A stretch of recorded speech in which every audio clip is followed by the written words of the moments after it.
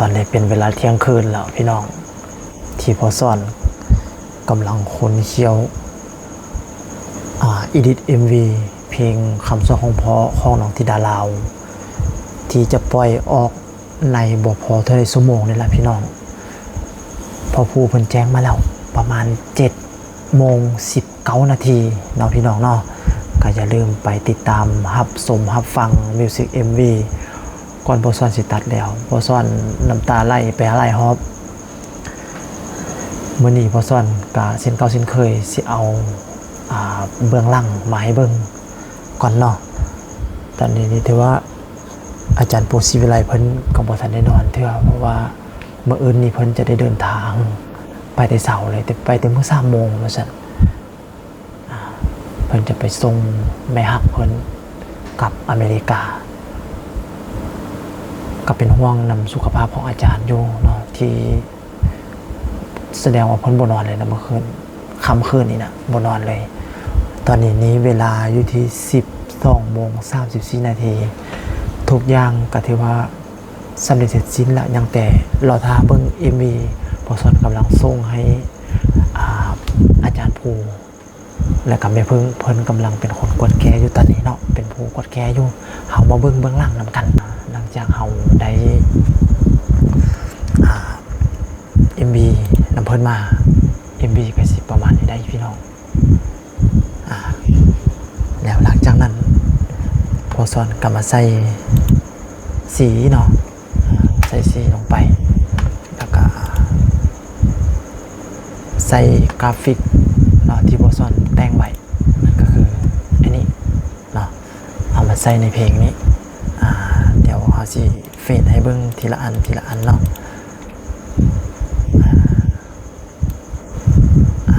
ประมาณนี้แต่พอสอนอนุญาตปิดเสียงเลยเนาะก็สิประมาณนี้เพลงให้ไปแล้วก็มีตัวกราฟิกที่พอสอนแต่งไว้นี่ขึ้นมาเนาะประมาณนี้เห็น MV แล้วเป็นน้ำตาไหลพี่น้องสำหรับบทเพลงนี้บนน่าเชื่อว่าอาจารย์ภูศิวิไลเพิ่นสิเฮ็ดแล้วก็ทางเป็นนักแสดงที่เฮ็ดให้กินใจที่สุดเลยสำหรับบทเพลงนี้นะพี่น้องเมื่ออื่นนี้คันพ่อแม่ FC บ่นำตาไหลนี่งึดนำกับ MV เพลงนี้คณะพอซ่อนก็เป็นคนที่ว่าใจแข็งที่สุดละก็ยังบ่ไหวที่จะอยู่ซื้อกับน้ำตาไหลออกมาเองเลยแบบความรู้สึกมันอึดอัดตันใจก็คือว่าเราก็เป็นพ่อคนแล้วเนาะเห็นว่าเป็นยังสิกับลูกซองแล้วได้ล่ะ ลูกซองแล้วได้พอซ่อนก็ได้ยิงหนึ่งสายหนึ่งเนาะเมื่อนี้ก็บอกออกมาปั่นป่วนพอบันไดหลังจากนั้นเนาะเราก็มาใส่นี่แหละใส่กราฟิกเรียบร้อยเนาะกราฟิกเขาก็ใส่ลงไปแล้วก็มาใส่เครดิตของเพลงเนาะMV นะแล้วก็เขาก็มาย้อมสีวันนั้นนะสีธรรมชาติบ้านๆนี่แหละพี่น้องมีสีเขียวสีแดงสีมีอย่างที่ถ้าสีของ MV ที่เพิ่นถ่ายมาช็อตใดที่มันแจ้งมันแจ๊ดเกินไปเนาะเขาก็มาปรับดรอปลงอยู่มองนี้เนาะมองสีนี้มาปรับลงอยู่มองนี้ปรับแต่งบ่ได้หลายนะพี่น้องเนาะแสดงว่าสีที่กล้องที่อาจารย์ภูศิวิไลเพิ่นถ่ายมาหันก็ถือว่าเป็นสีที่จะออกสีจืดๆนิดนึงได้ล่ะเป็นสีธรรมชาติเนาะพอแซงกับพอซ่อนเองก็มาปรุงแต่งอีกนิดนึงกับบ่ได้หลายหลังจากนั้นเขาก็ใส่เนื้อเพลงที่พอซ่อนได้ก้าวไปในคลิปก่อนหน้านั้นนี่ก็คือแบบนี้นี่แหละพี่น้องแล้วมากับเอามาวางใส่เนาะเอามาวางใส่แต่ละประโยคแต่ละคำเบาแต่ละชื่อว่าจังได๋บ่แต่ละประโยคนั่นแหละพี่น้องเอามาใส่ตามนี้แล้ว จากนั้นเราก็มาใส่เอฟเฟกต์เนาะเอฟเฟกต์กะแบบบ้านๆพี่น้องบ่ได้มีหยังหลายเนาะวืดไปวืดมาเบิ่งเอฟเฟกต์ก็สิประมาณนี้นะเอฟเฟกต์นี่เนาะแบบนี้นะเอฟเฟกต์ใส่ตัวเดียวเลยพี่น้องเอฟเฟกต์บ่ได้ใส่หลายใส่เฟดอินเฟดเอาจากภาพที่ขาวดำลงไปก็สีประมาณนั้นเมื่ออื่นนี้เชื่อว่าพ่อแม่ FC น้ำตาบ่ไหลน้ำนี้เพลงเงิดเลยแล้วล่ะสำหรับบทเพลงนี้ขนาดพอซ่อนเองแข่งใจไหวสักได้ก็ยังอดบ่ได้อยู่ยื้อซื้อกับน้ำตาซึมวางหนึ่งนี้อาจารย์ภูศิวิไลเพิ่นก็โทรมาเนาะแล้วบอกไปเลยว่าอดบ่ได้ว่าสิตัดให้เพิ่นตอนบ่เว้นนี่ตัดบ่ได้พี่น้องยันลงห้องให้สู้ขาฟังก็คือเนื้อในของ MV ทุกอย่างที่อาจารย์ภูเพิ่นเป็นผู้กำกับแล้วก็เป็นทางผู้แสดงเองแสดงว่า MV เพลงนี้ถือว่าเพิ่นเฮ็ดออกมาได้ดีอีหลีพี่น้องโดยเฉพาะที่ตอนซากน้องที่ดาลาวห้องไฮอยู่ในห้องอัดเนาะแล้วก็ซากที่พ่อผู้มาออยน้องที่ดาลาวว่าอยากได้ลูกโป่งอยากได้ลูกโป่งจากให้พ่อซื้อให้ได้เนาะแล้วก็พี่พาดก็มาจงแค้นเอาก็บ่ยอมไปมาคิดเบิ่งสภาพแล้วก็คล้ายๆคือกับลูกพ่อซ่อนเลยคนเอื้อยหันขัดแต่คนน้องหันบ่ปานใดคนน้องหันก็ถือว่าตามใจพออยู่แต่ผู้เอื้อยนี่โอ้ยบ่ได้บ่ยอม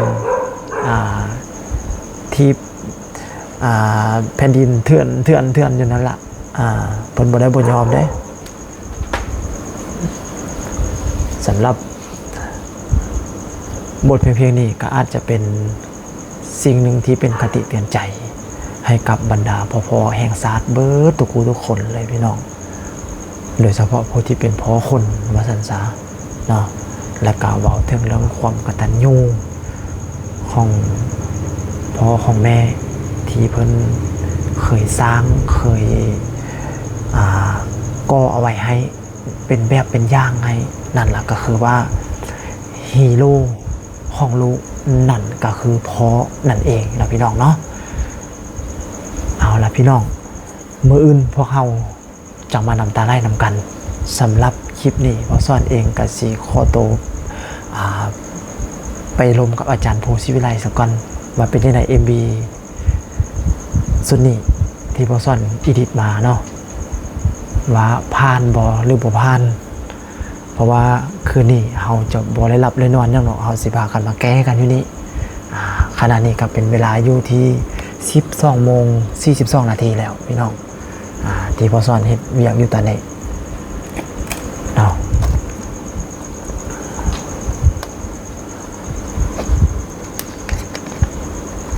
เพิ่นอ่านไลน์แล้วใช่ไหมโอ้เพิ่นอ่านแล้วพี่น้องเพิ่นอ่านไลน์แล้วนี่พอซ่อนแชทไปบอกมื้อเช้านี่ว่าตอนประมาณ19:30 นาทีเนาะพอซ่อนก็ใส่เนื้อเพลงให้สำเร็จเรียบร้อยแล้วนอกหลังจากนั้นเนาะก็ยังมาเก็บรายละเอียดประมาณ10 นาทีใช้ได้ส่งไปแต่ว่า10:30พอซ่อนก็กินเขาแล้วก็มาสืบต่อจนฮอดปัจจุบันนี้ก็ชั่วโมงกว่าแล้ว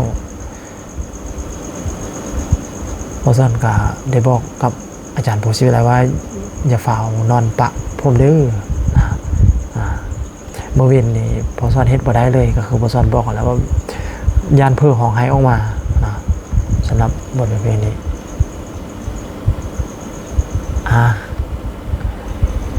เป็นจังใดก็มีแต่ว่าเราท้าติดตามนำกันเมื่ออื่นเวลา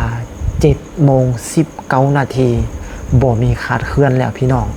อย่าลืม FC บ้านศรีวิไลเนาะและก็พิเศษขอความขอบใจนำ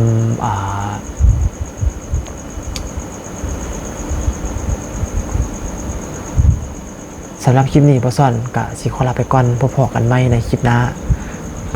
เรื่องราวพอซ่อนอย่างหลายอย่างที่จะมาเล่าสู่พ่อแม่พี่น้องเขาฟังเรื่องราวต่อไปพอซ่อนจะมาเล่ามาหูจักกับอาจารย์ภูศรีวิไลได้แนวใดติดตามส่องพอซ่อนไว้สำหรับคลิปนี้สบายดี